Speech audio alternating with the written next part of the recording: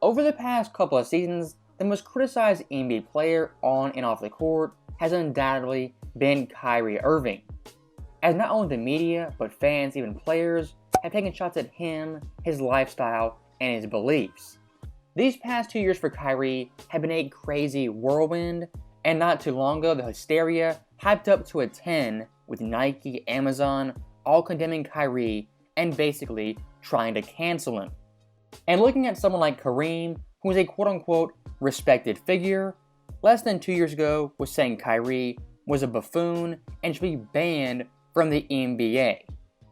Those things are real and they happened, and people forget them pretty easily.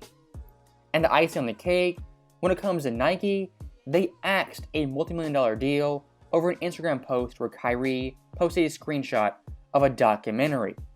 I'm not going to go too deep into this, but from my perspective, Kyrie Irving, he's never hurt anyone, never said anything negative about anyone, never condemned any groups, and has not once pushed his beliefs on someone else.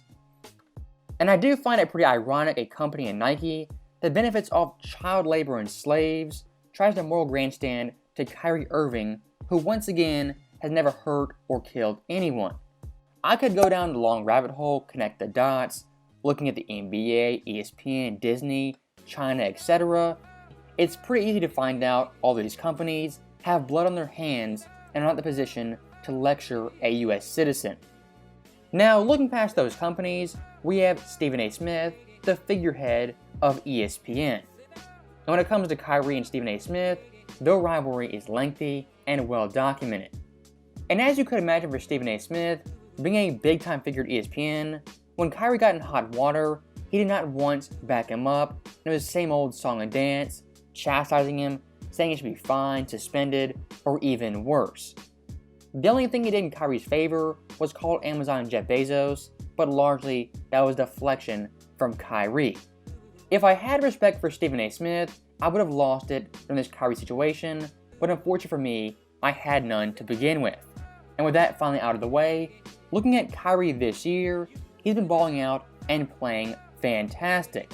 And unfortunately for Kyrie, when he plays basketball great like he has been, not once will the media highlight him or give him props for doing so.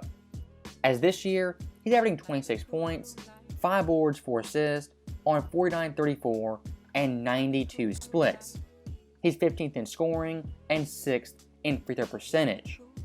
And while those numbers are very impressive, what's even more impressive is Brooklyn's record being a top 4 team in the Eastern Conference. As coming into the year, they were written off by nearly everyone, including myself. And for NBA fans, they were a joke, they were a meme. As Steve Nash was fired, Ben Simmons once again was passing up layups, and their best role player Nick Claxton couldn't put a beach ball in the ocean when it comes to jump shooting. Despite all the hate, all the criticism, Brooklyn this year has responded in a big way. And looking at Kyrie in particular, over the last 10 games, he's averaging 27 points on 51, 37, and 90 splits. And in those games, Brooklyn has gone 9-1 and are in the top half of the Eastern Conference. And looking at Kyrie's superstar teammate, that being Kevin Durant, this year also, he's been spectacular, putting up upwards of 30 points on 55% shooting. Him and Kyrie this year, in my opinion, are the best offensive duo in the NBA, one of the best duos offensively in NBA history, as right now, they're putting up a staggering 56.5 points per game, which is second in today's NBA. And even more impressive, these two players combined have 53, 35, and 92 splits, which is simply unheard of for a two-man tandem. And once again, looking at Brooklyn's place in the East, they're up there with Philly, Cleveland, even the Knicks, and right behind Boston and Milwaukee. That's a pretty good spot for Brooklyn, given the expectations and the reality of their team. But one thing I am worried about, as always, is injuries and sustainability. As when it comes down to it, this Brooklyn team is a two-man offensive force of Kyrie and KD. Because the sad reality of Brooklyn, if their duo doesn't show up, they have no chance of winning a game, let alone a series. Compared to other duos, like Brown and Tatum, Embiid and Harden, even Giannis and Chris Middleton, those duos offensively and defensively have way more versatility, and the supporting cast are 10 times better.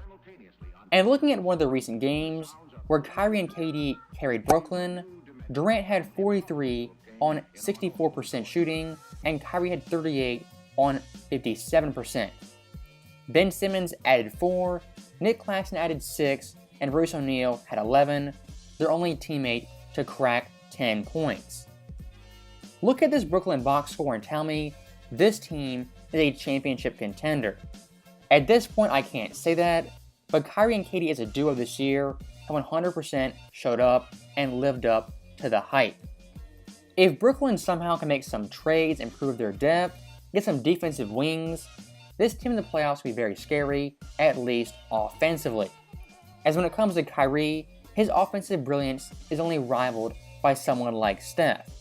As looking at his tenure in Brooklyn, back in 2020, he averaged 27.4 points per game. In 21, had 54-90 splits. In 22, shot 42% from 3, and this year, he's shooting 60% on true shooting percentage. When Kyrie Irving is on the court and focused, he's an amazing talent, he's highly skilled, and his entertainment value is through the roof. And I'm glad him and Brooklyn finally have braced the media waves and are getting back to basketball and playing great on the court. Now, one last thing I will say in this video that I said before, when it comes to the NBA media and Kyrie Irving, they are always so eager to jump on him if he makes a mistake or steps out of line. But when it comes to him playing great, like a top 15 player, the media is silent and will not even acknowledge him. I know Kyrie's time in Brooklyn, it's been up and down, a lot of chaos, but when you look at his overall play on the court, it's been fairly consistent. As over the past 4 years, he's averaging 27 points on nearly 50-40-90 splits. It's about time Kyrie Irving got some good press, some actual support from the media, and for someone like Stephen A. Smith to once again acknowledge him for playing great basketball. As always, thank you guys for watching, hope you enjoyed it. I'll see you guys next time.